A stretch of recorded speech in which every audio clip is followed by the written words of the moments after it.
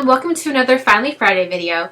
This week I'm going to teach you a little bit about Photoshop and just some really quick tips for some of you who might be familiar with Photoshop. And if you're not, this will give you some really great ideas on how to further your education in the program, and hopefully it'll get you, inspired and spark a little bit of interest in kind of creating digital cards. So I'm going to start out with a standard sized card. I just did File New.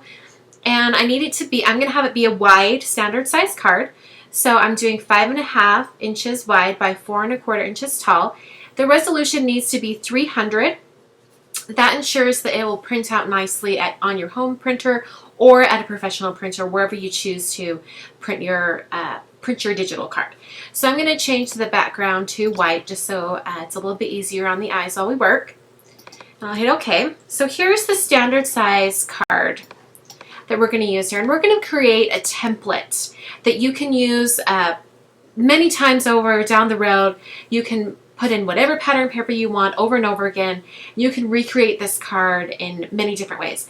So what we're going to do is we're going to just draw it in shapes and colors, and then I'll show you how to fill it in with pattern paper a little bit later. So I'm going to leave the background white because that's just going to be a plain piece of paper in the final card. Okay, so the first shape we need to draw is this rounded corner shape on the back. It would be the very first layer you would adhere to your card. So we're going to start with that layer. Come over here to your tool palette and select the shape tool. If the shape tool is not already on the rounded rectangle, you can click and hold and it'll pull out the flyout menu, and you can select the rounded rectangle tool from there. The color that's selected for drawing the shape is magenta, and that should be fine for this. So I'm going to go ahead and just draw the shape in. I'm holding down the space bar so I can move it around, and then I release the space bar to go back to changing the size. And that looks about right there. Okay, the next shape we're going to draw is this, just the rectangle right here. So I'm going to go ahead and change the color just by clicking on it, and we'll just change it to, actually, just kidding. We're going to deselect that layer while we do this. Come up here and change the color. I'm going to change it to just a blue color. These are going to be really awful colors at first, but we're going to change it later. I'm going to change the shape to just a rectangle. I'll go ahead and draw this in. Okay. I can change it to the move tool, and I can move that around a little bit. Okay. Alright, now I'm going to use the shape tool again to draw another shape. I'm going to click off that layer so I can change the shape color again. And we'll take it to this, green color. I'm going to put in another shape down here at the bottom. This is where I'm actually going to put the sentiment a little bit later. Okay. And now we need to cut out, you can see wrong one. You can see right here, there's this cutout in this shape right here. So what I'm going to do is come back over here, and I'm going to select the blue layer, and I'm going to rasterize that layer so that I can edit a little bit easier. And I did that just by right-clicking and then selecting rasterize. Come over here to this the marquee tool. I'm going to change it to the elliptical marquee tool. And I'm holding the shift key down so it creates a perfect circle. I'm just drawing a circle shape. And I can move it around with the space bar. I'm still holding down the shift key, but I'm using the space bar as well. I'm going to make it about that size. And then I can just hit delete, and it takes out that area that's within the marquee tool. Okay, the way I got this flower right here, it's actually from a digital kit, and it's from my Spring Flowers digital kit. It's right here. Even though it is for digital cutters, it does come with JPEG files, and so I'm going to be using this JPEG file right here. So I'm just going to select all and copy, and come over to our template that we're creating, and I'll paste it in. And it's super tiny, but that's okay because I'm going to make it larger. I'm going to do Command T. You can also get that from the edit menu to go to edit and then free transform. And holding the shift key down, I'm going to make this flower larger, that it would fit in this shape right here. And then I'll hit enter to lock that transform in.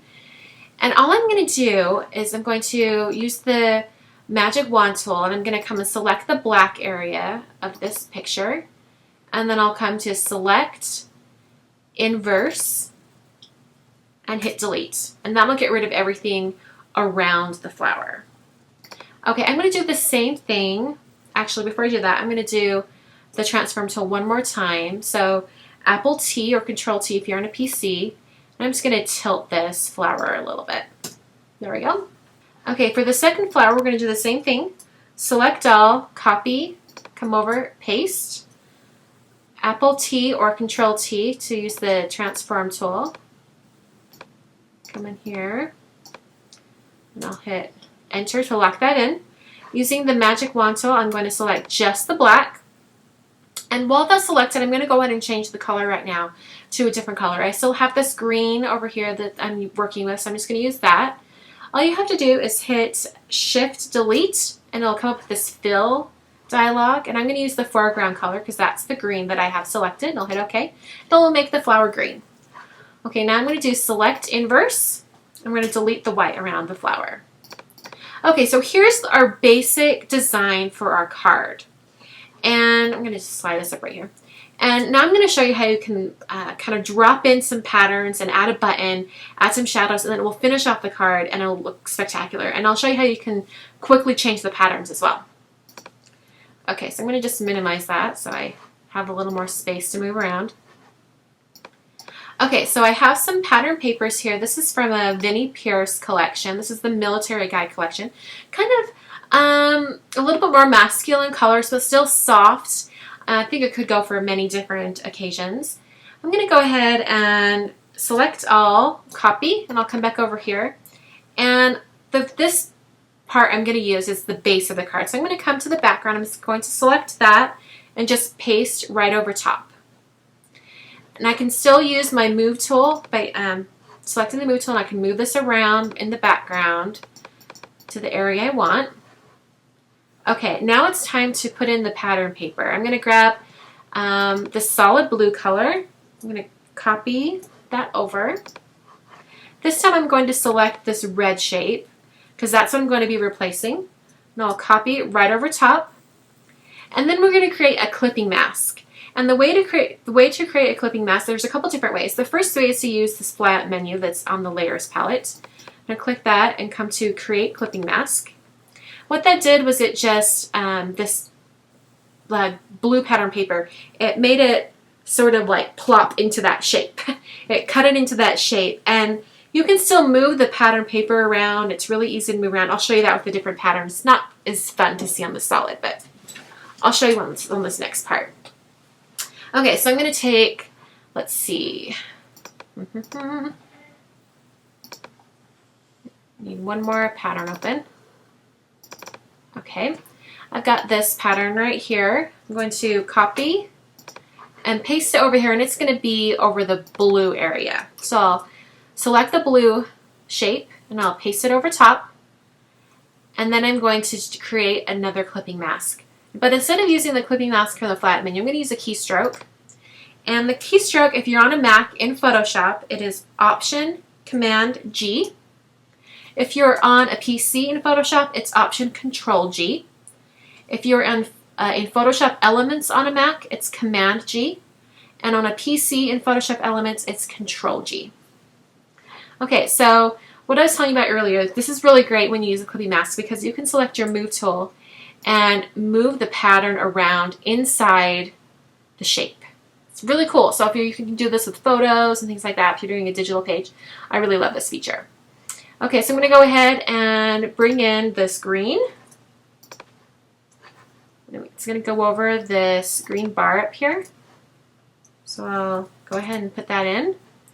And then I'm going to take the stripe, I'm going to copy and paste that over the black flower. I'll get that in there. And I want it to be smaller than that. And so I'm going to use the transform tool and make the pattern smaller within the shape.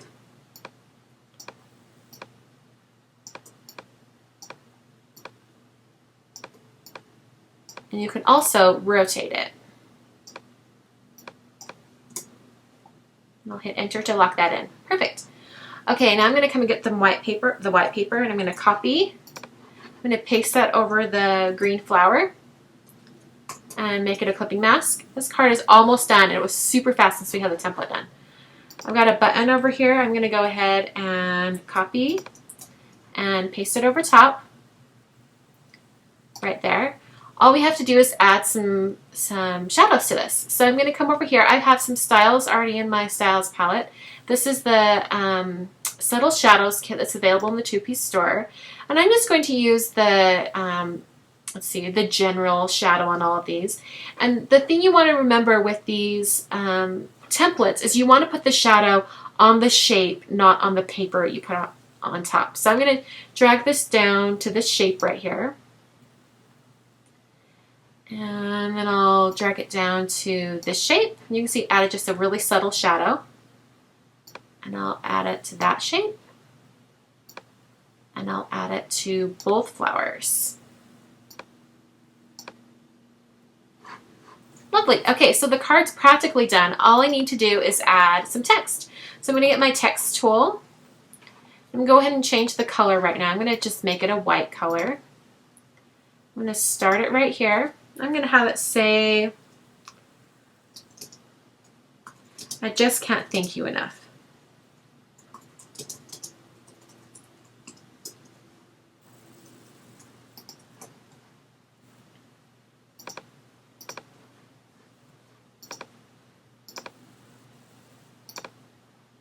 I'm going to give it some really fun text. Let's see. We'll have it be, I have a lot of fonts on here. Probably too many. We're going to use Century Gothic, just a really simple one. I'm going to make it a little bit larger.